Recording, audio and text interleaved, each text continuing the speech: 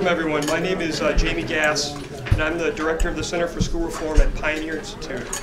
I want to thank you for joining us this morning for what I think promises to be a thought-provoking and provocative event entitled Know Nothings, Nativism, Catholic Schools, and School Choice. I'd like to start by thanking our co-sponsors, the Parents Alliance for Catholic Education, the Harvard Kennedy School's Program on Education Policy and Governance, the Beckett Fund for Religious Liberty, and the Friedman Legacy Day 2015. In fact, we're here at 8:30 in the morning on a Friday in late July because today is Milton Friedman's birthday. And there's no doubt that he was an accomplished economist and offered a very theoretical outlook and advocacy for greater school choice for children. But the real reason why we're here isn't theoretical really at all. It's quite tangible and real.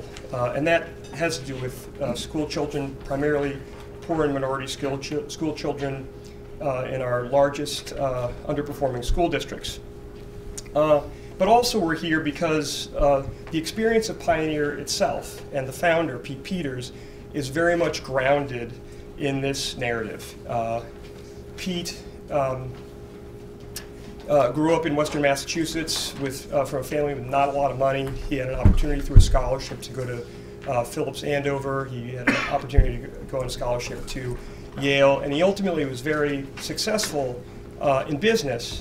But I think he was always indebted to this opportunity that he had both at Andover and Yale to rise. And Pete's story is really a very American story in lots of regards.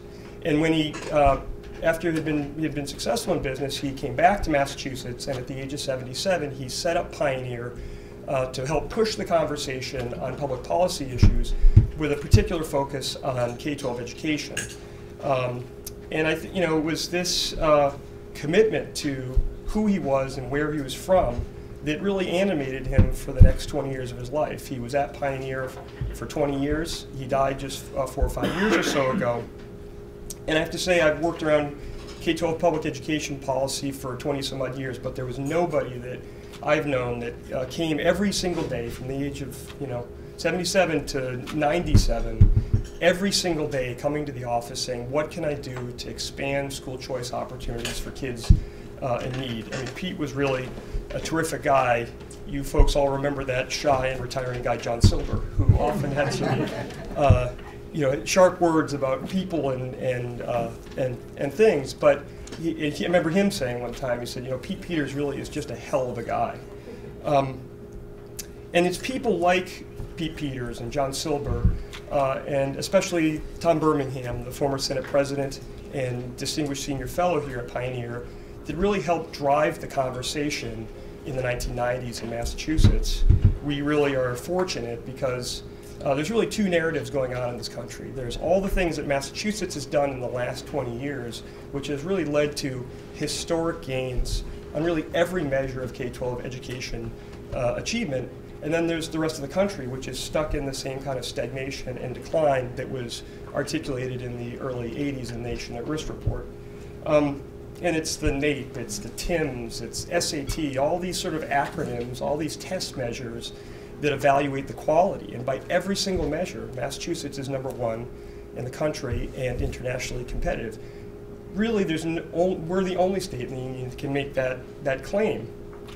But even if you sort of peel the onion back a little bit further, on top of having the best aggregate performance, we also have the best charter schools in the country, we have the best vocational technical schools in the country, and as the evidence we have from research that Kara Kendall and others have done, in the few measures that we have in common, the Catholic schools in Massachusetts outperform the Commonwealth schools with a pretty similar demographic. So in a way we have a kind of embarrassment of riches, but the reality is we're going to need all these schools and school reform options that are really the hard-won work of policymakers and lawmakers and teachers and principals and school superintendents and the like, that we're going to need these school reform models because we do have these deep pockets of chronic underperformance in our urban districts.